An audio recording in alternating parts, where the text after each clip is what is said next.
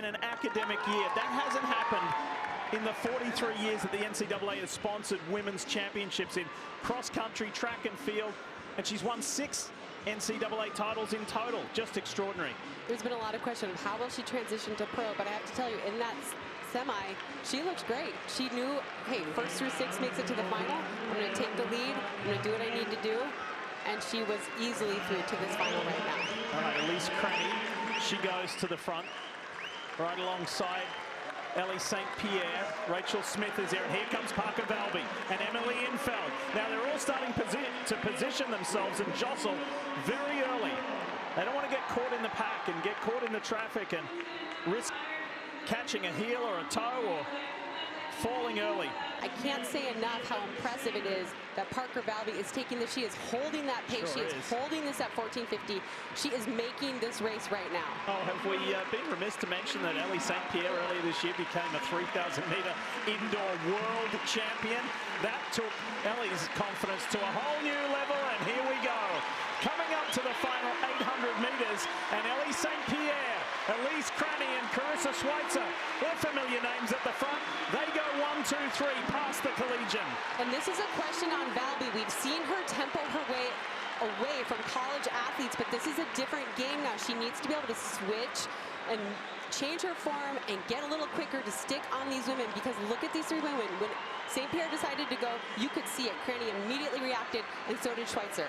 These 3 have their own story to tell, but these 3 have one thing in common, and that is their confidence has never been this high in quite some time. Absolutely. St. Pierre, based on her performances, Cranny and the happiness she's found, and Schweizer finally being healthy. This is going to be an absolute dynamite last lap lead. Credit to Parker Valby. She's trying to hang on to Karissa Schweizer. And only 3 will go to Paris. And conveniently, the lead 3 all have the Olympic standard. They're coming to the bell lap. Well, here we go, Lee. Who is going to be the queen here? We know St. Pierre has so much speed and so much race sharpness, and we know that Cranny is coming back so well, and Schweizer is looking good. She is not giving them any ground right now. Here we go. No doubt about who's going to Paris. It's just who's going to win a national championship and the Olympic trials. I don't see that St. Pierre is all out yet, but I don't see that Cranny is either. I do think Schweizer is on the ropes a little bit, but we see Cranny now increasing her tempo. She's going to try to pass St. Pierre on the outside. 28-year-old Elise Cranny, 29-year-old Elle St. Pierre. 2 athletes at the top of their game, heading to the Summer Games in Paris. Now this is just about bragging rights. This is about the number, and it's about the confidence, the extra confidence going to Paris. Elle St. Pierre up against Elise Cranny. It's now a home straight sprint.